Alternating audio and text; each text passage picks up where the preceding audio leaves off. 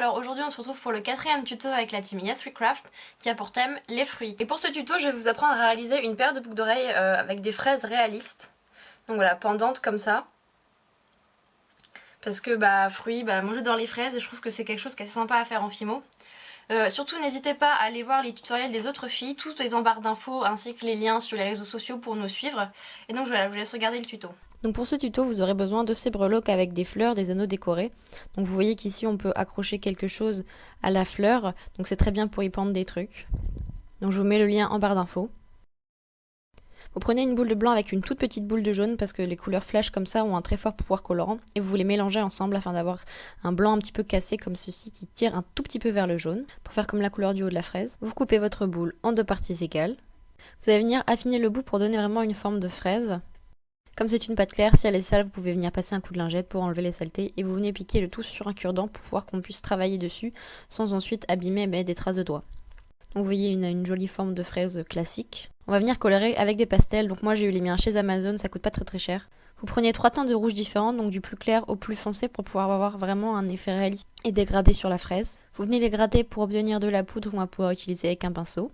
Donc vous venez l'appliquer sur la fraise avec un pinceau en commençant par le plus clair en haut mais sans en mettre vraiment tout en haut pour faire vraiment un effet réaliste. Ensuite la couleur un petit peu plus foncée sur le milieu et la vraiment plus foncée sur la fin pour avoir quelque chose de dégradé comme si elle était vraiment bien mûre. Vous obtenez ceci. Avec un cure-dent, on va faire en fait les graines. L'avantage c'est que comme on a mis des pastels, quand on va venir appliquer le cure-dent, on va avoir la couleur en dessous. Donc ça fait comme les grains des fraises qui sont plus clairs, évidemment qui sont dans une teinte jaunâtre.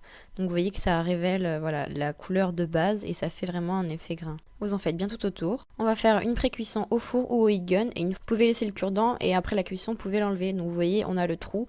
Avec de la fimo verte que vous pouvez mélanger pour avoir un vert que vous voulez, vous venez faire des feuilles. Donc vous roulez 4 petites lamelles comme ça par fraise que vous venez aplatir ensuite.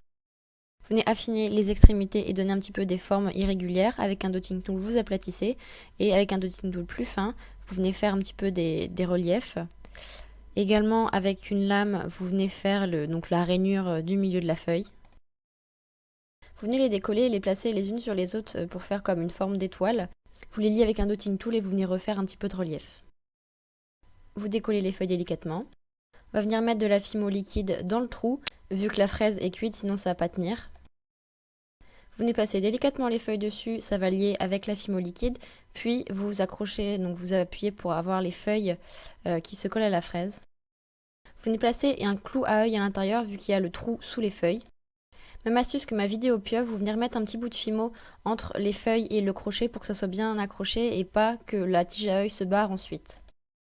Une fois que vous avez fait ça, vous pouvez passer à la cuisson définitive. Donc voilà ce qu'on obtient après cuisson. On va venir vernir, donc c'est très important pour avoir un côté réaliste, donc passer plusieurs couches pour avoir quelque chose de très brillant. Pendant que ça sèche, comme moi je veux pas des anneaux en bas, je vais venir mettre un petit point de colle et coller une demi-perle parce que comme ça fait... Une fois que tout est sec, il ne vous reste plus qu'à accrocher les fraises. Et voilà, ce tuto est terminé. Ça fait des boucles d'oreilles très sympas pour l'été ou le printemps. J'espère qu'il vous aura plu et n'hésitez pas encore une fois à aller voir les tutos des filles. Et moi je vous dis à bientôt dans une nouvelle vidéo.